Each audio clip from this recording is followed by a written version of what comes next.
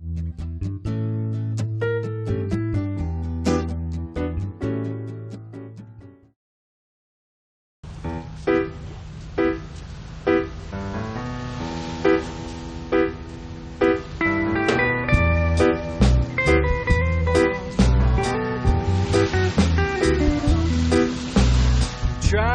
to remember a simple way of being, a simple way of being in my mind,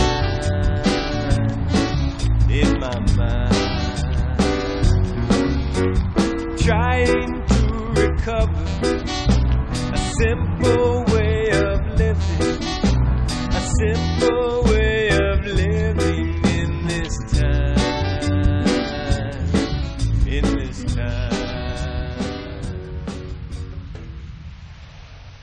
I would be walking out there and I would be singing it.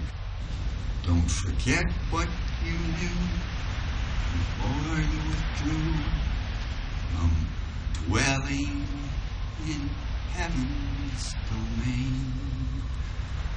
Recall your affinity with dazzling divinity, and in that presence remember with gratitude, life is beatitude, even its sorrows and pain.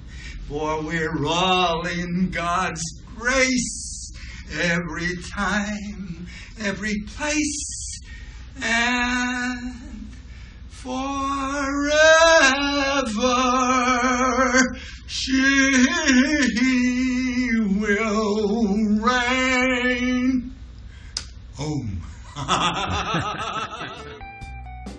Ron Rattner, a retired lawyer who lives in San Francisco, California, has been on a path of spiritual awakening since his divorce in the late 70s.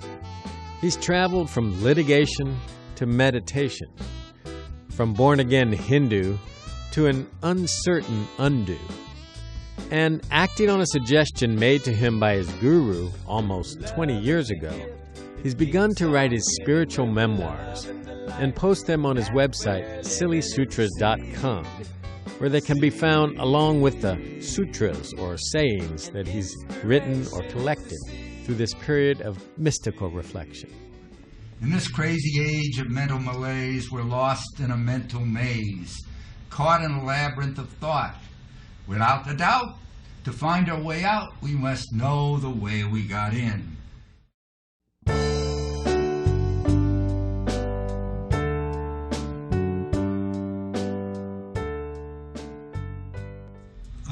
I got married at age 27, and my wife was a very brilliant person, Naomi.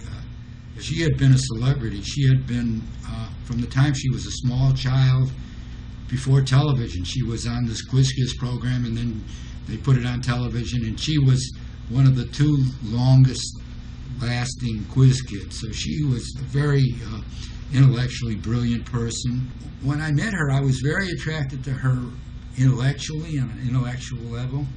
When we were married, I don't think we were relating very well. I mean, she had very materialistic goals, and I didn't have materialistic goals at all, and I never thought that way. A year and 3 months before we split up, we went to a New Year's Eve party, and for some reason, I was feeling extremely joyous that evening.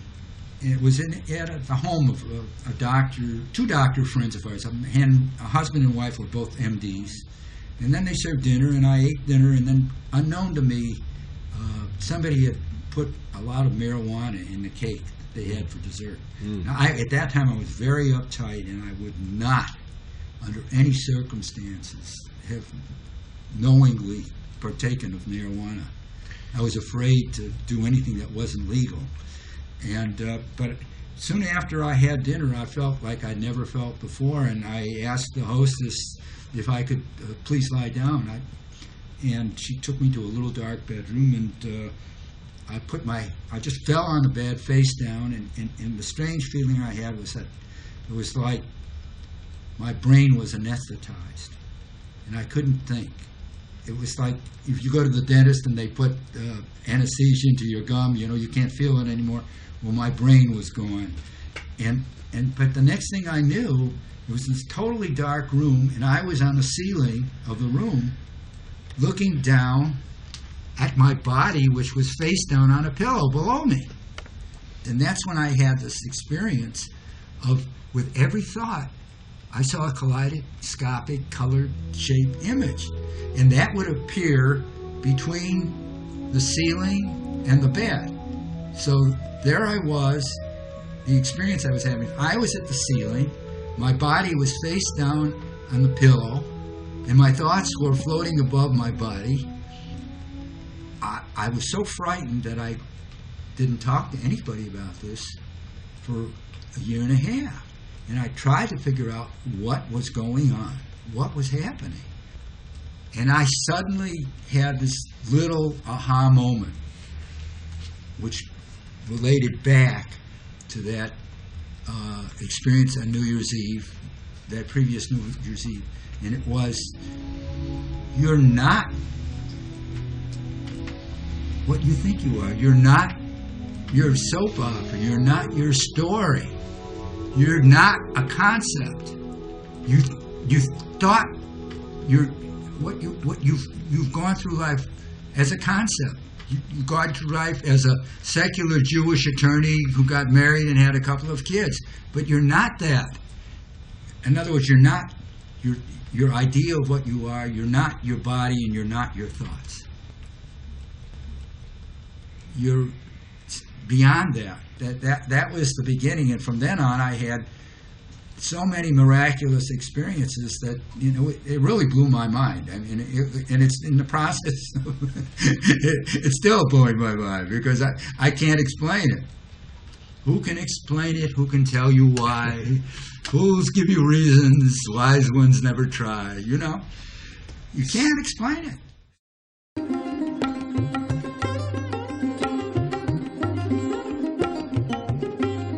In search for answers, Ron read a book about the Kundalini process and thought it might explain some of his weird experiences. While attending meetings led by the author of that book, Ron learned of an extraordinary Hindu guru who was to lead some meditations. I hadn't formally started meditating then, but at night I used to close my eyes and I'd see inner movies.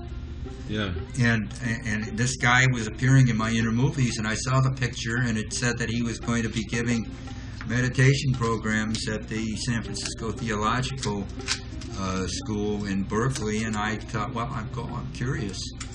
And I went to see him, and it turned out that this is who it was. He didn't say much. He didn't speak English then. Mainly, he would just chant. It was sort of like a Hindu cantor. It would be very similar to what an Orthodox Jewish cantor would be doing, except he was chanting in a different language, in Sanskrit. Just listening to these sounds was transformative. It was spiritually very uplifting for us just to hear him recite these mantras.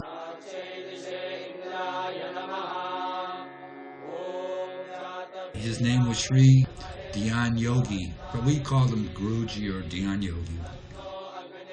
And so I felt kind of funny the first night, and he was giving similar programs for the week, so I came back the next night. One more night I went, and when I came back, I came into my room and I felt really, really strange. Suddenly, I just burst into tears, and I couldn't stop crying. And as I was crying, suddenly there manifested in my inner vision a tiny blue, luminescent blue circle. Gradually, that blue circle got bigger and bigger and bigger, and widened and widened. Then suddenly, appearing in the middle of the blue circle was this little man. Only this time, it wasn't a vague image at all. I mean, it was like watching a movie. It was like going to the movies and seeing this guy in Technicolor. And there he was. And I thought, wow, I don't know what he's doing, but he's definitely got some tricks. 2 years after his spiritual rebirth experience, Ron received a spiritual initiation from Sri Jaan Yogi, or Guruji. Ron was given the name Rasik, meaning one engrossed in devotion, and also given meditation instructions and a sacred mantra. So I got pretty deeply into his Hindu prayers. He gave me Hindu prayers, and I felt that I had transitioned from being a secular Hebrew to being a born-again Hindu. And this went on for a number of years. Well, and I got to a point where I suddenly became disillusioned with many of these spiritual teachers. And I realized that all of these teachers, every one of them, is limited because they're in a human body. And it's not possible to be in a human body without having limitation. Believe it or not, this applies even to spiritual teachers. They're all fallible. And I remember writing down a little rhyme about that called the Law of Flaw. All people are flawed. None are perfect. But the most flawed are those who think or claim they're perfect.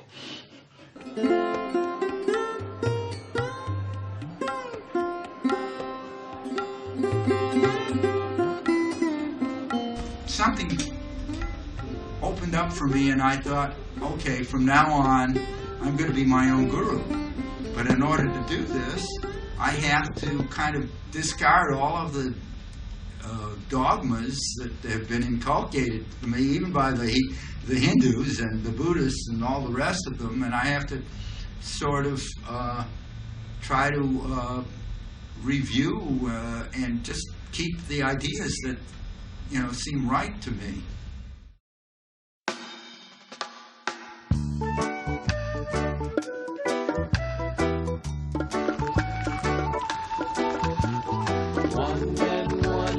One is one in my garden under the sun.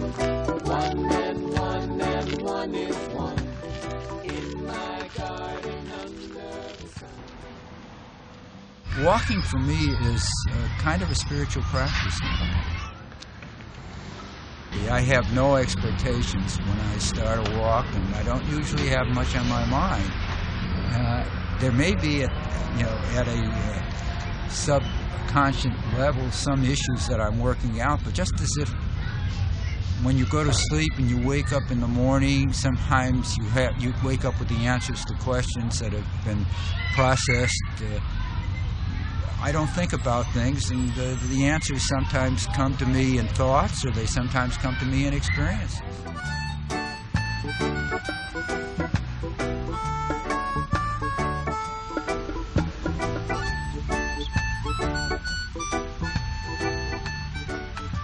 After I retired from, going down to the financial district daily, and after I stopped jogging, I continued walking every day, and I would recite either Ram, Ram, Ram, or different versions of Ram mantras.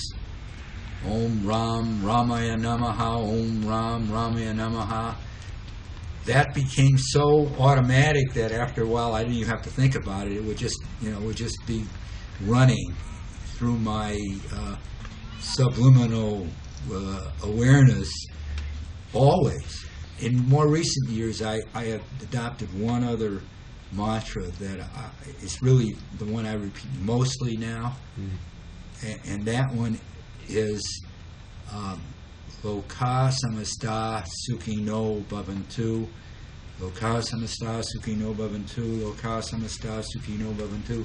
And I say this silently, usually, not aloud. But what it means, translated pretty accurately, means may everyone everywhere be happy.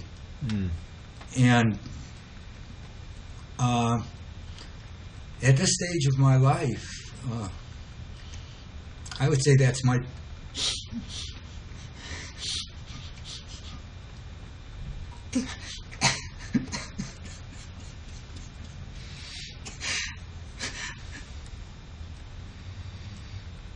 my deepest aspiration from my heart. And I pray it all the time.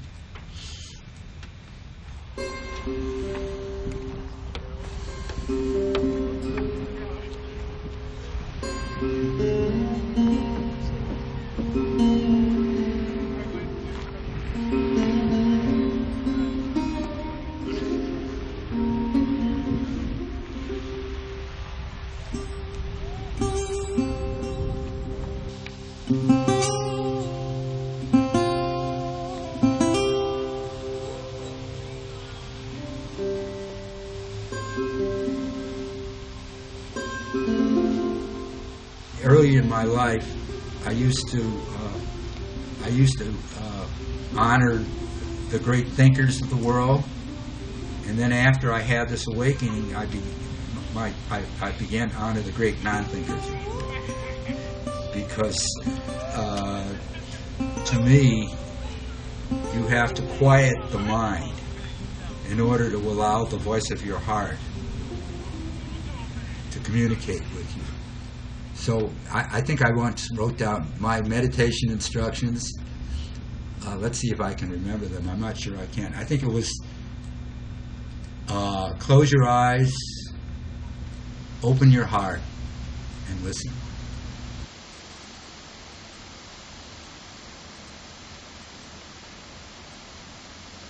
I had never thought of meditating or never considered it until after I met Dhyan Yogi, my Hindu guru.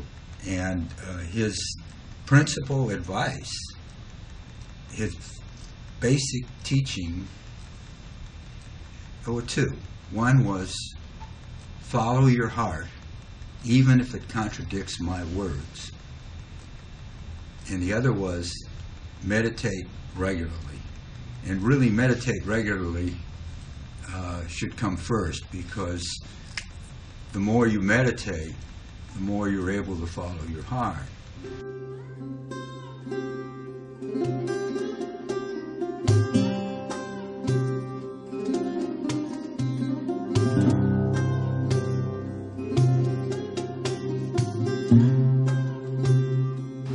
Inner infinity spawns outer reality.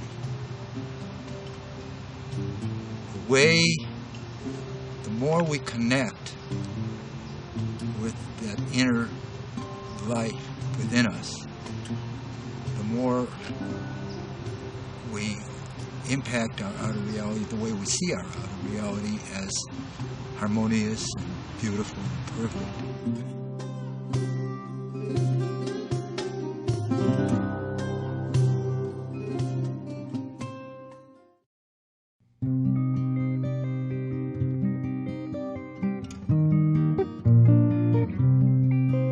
Because as Einstein reminds us, the universe is just an illusion and time and space are just ideas. Weaving its way with endless threads, the universe is a web. At the intersections is where we're at. Each of us a luminescent being. We're not alone. It all relates. Reflections of light from all the other beings.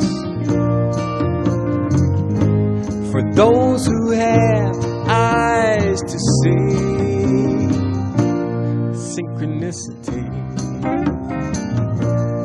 Synchronicity. Well, Ron is quite a unique character, and synchronicity is one of Ron's themes. And I believe that there is a lot to that. I think that at our core, each of us are part of the same oneness, and so there's a connectedness that we all have. And this connectedness, I think, manifests itself, and we all have our own karma and destiny and discoveries to make and so forth, and I think the inner self, the higher self, is leading us to that point, and I think things don't always happen by accident, and I've experienced that. It's nature's way, outside of time, inner connection and harmony. For those who have eyes to see, synchronicity. Perhaps the most extraordinary synchronicity that ever happened to me was when I was trying to remember this wonderful 1982 trip to India that I took, which was a trip of a lifetime for me.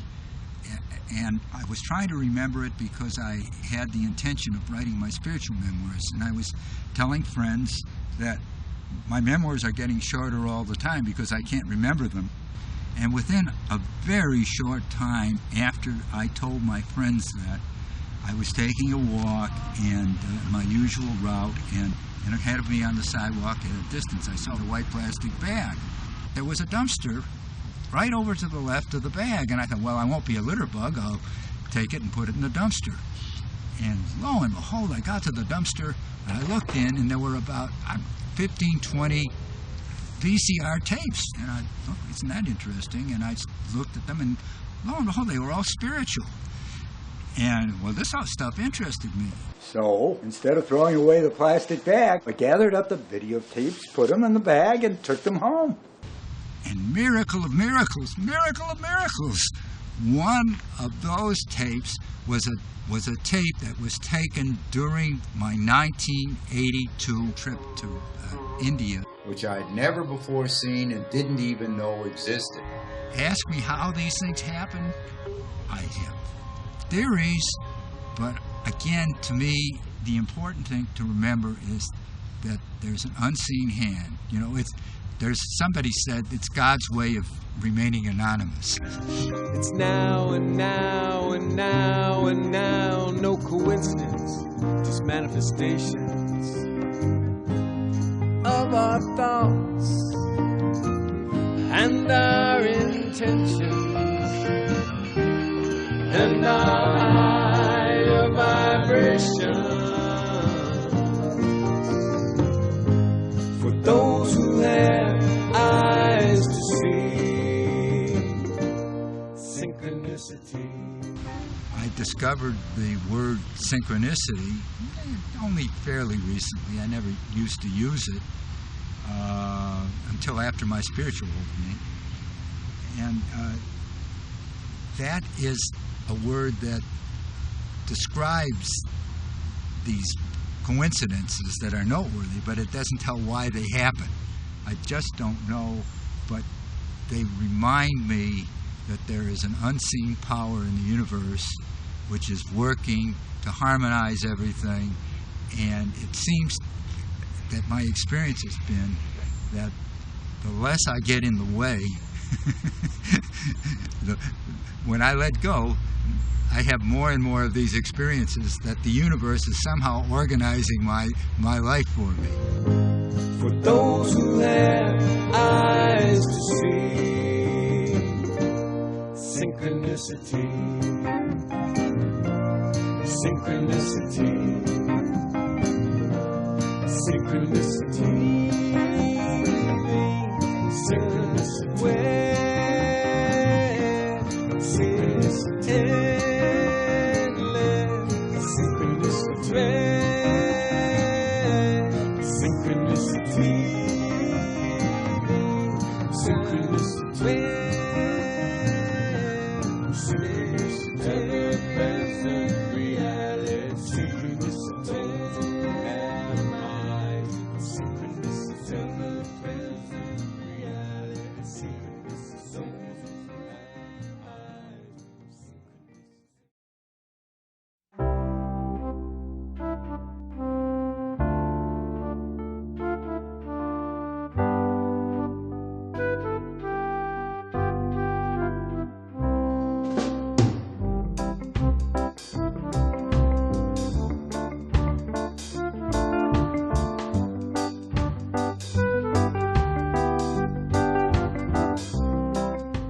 was thinking of this same idea of,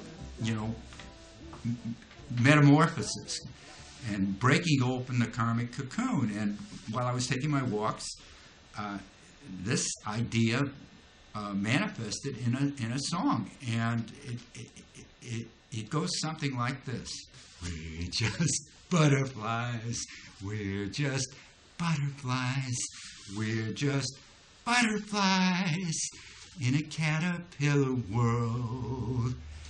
After many moons in our cocoons, totally transformed we've been, from chrysalis to crystalline, then leaving cares and apprehensions, we've flown to joyous new dimensions. But the world keeps creeping and crawling, so we're just flying and calling. Come be butterflies, come be butterflies, come be butterflies in a caterpillar world. What I realized was that each of us, like the butterfly, has created our own cocoon. The caterpillar creates a cocoon by itself, and then it emerges from that cocoon. We create our own cocoons with our thoughts, words, and deeds. Now that, on a subtle level, was hard to understand, but you might call it a karmic cocoon. And we can break through and beyond that karmic cocoon the same way that we created it, by transforming our thoughts, words, and deeds into positive ways. Come and claim your prize, to be very wise. Come be butterflies in a caterpillar world. Free spirit really, I don't think the free spirit was around for the first many years of my life. But I think it really was after he and my mom split up that he started to sort of crack open. And I remember walking down Telegraph Avenue with my dad. I think Josh was there too. And my dad was, he was not walking. He was like on the beach and singing operatically. I was an adolescent or a pre-adolescent, and I think I thought it was funny, but I was also embarrassed in a way that, what I appreciate and love so much about him, I think, I generally do tell people he's really eccentric, and that he is, I tell them, I say he's a former lawyer with a very, successful long career as a lawyer, but he is now a real free-spirited, happy man.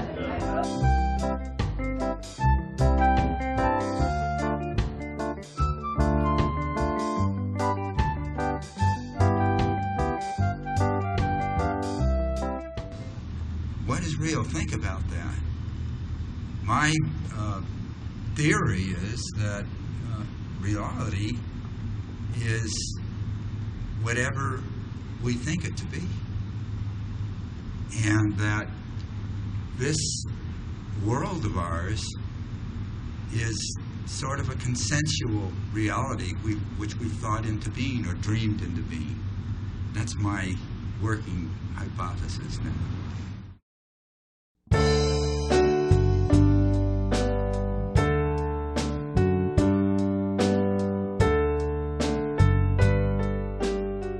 If you think about God always, then you'll see God in everything. One of my sutras that I wrote some years ago was a question and answer exchange on that subject. Question: Is it possible to see God? Answer. Everyone sees God everywhere, but few know it. The idea of God is an idea that has a lot of different meanings to different people. And some people use the idea of God to separate themselves from other people, like, my God is better than your God. You know that whole singing. And my sense is that there is a power from which everything in nature emanates. And everything in nature is perfectly arranged. And so when I talk to the lone arranger, I'm talking of the power from which nature emanates. And that is the lone power from which nature emanates. And when nature is left in its harmonious, natural state, it's perfect. We're all acting roles in a masquerade ball. And we're all wearing metaphoric masks. And I would say that the Lone Ranger's mask was a symbol of the metaphoric mask that we all wear, which hides our true identity, which is life and love.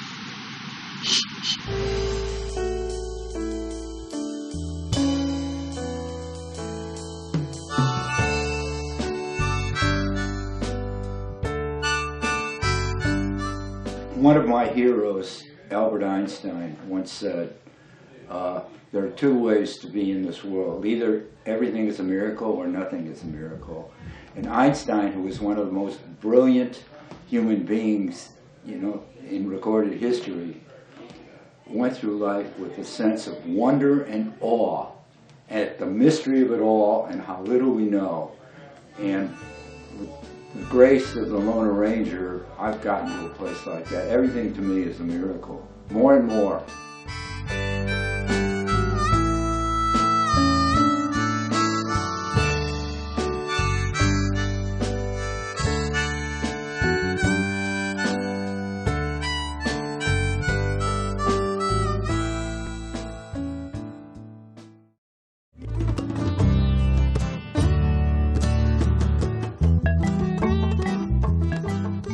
Ron Rattner's spiritual path has led him to the creation of the Silly Sutras website.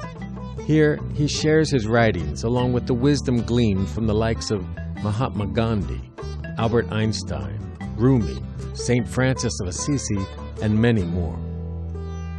Silly Sutras website is a collection of spiritual tidbits, some by Ron, some by others, some famous, some unknown, all of which in some way stop your mind and turn you back into yourself to discover something about reality. It's a questioning, it's a philosophical kind of pursuit, it's an unraveling. And I think through his own writings, I think that's what he's attempting to do, is sort of reconcile, here's me, here I am, this is what's going on, and this is, what some of our great thinkers and teachers have said and thought and done. If you're interested in spirituality and something beyond your own belief system, the way he probes these things and he keeps it live and active, you never know what's coming next. And it's brilliant work, I think.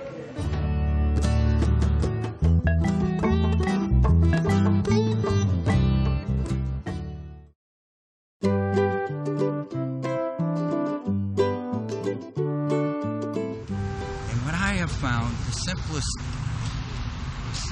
way of elevating one's own spirits and those of others is just smiling. In recent years, I've apparently unknowingly gotten a lot happier than ever before. And apparently, when I take these long walks, I often unknowingly have a shit-eating grin on my face. Because what happens is I'm walking along and people start smiling at me. And I realize that they're just smiling back. But it's a wonderful, instant way of communicating love. I think he's a free spirit who is surfing the moment in this way. Like, and at the party thing, you could see it. Like, you know, the birthday song, you start playing a birthday song, and he comes up and starts dancing along, and the butterfly song, and he's singing along, and the toast, and he's crying, and living in the moment. That attitude of gratitude that he brings, I think, is really clear in his appreciation of the people around him and of every little thing. To be wishless. Because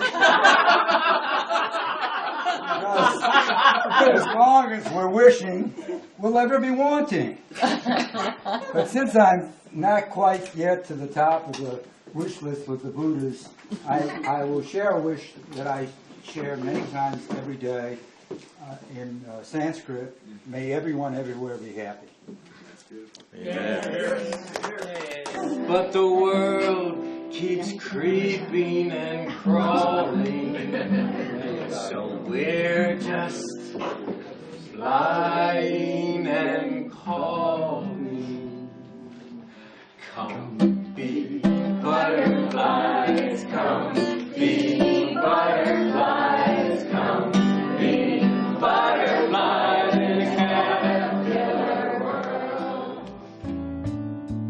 While we are living, while we are breathing, while we are messing around,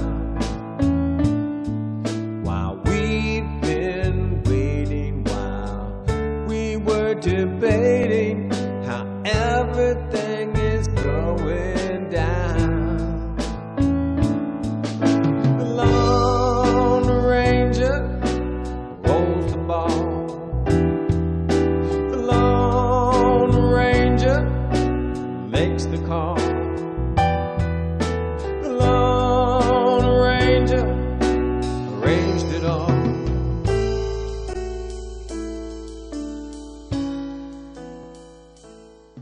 Beloved, we are instruments of thy peace. Where there is hatred, let us sow love. Where there is injury, pardon. Where there is doubt, faith. Despair, hope. Darkness, light. Discord, harmony. Sadness, joy. Divine Mother, Father, grant that we may seek not so much to be consoled as to console, to be understood as to understand, to be loved as to love. For it is in giving that we receive. It is in pardoning that we are pardoned, and it is in dying to ego life that we are reborn to eternal life.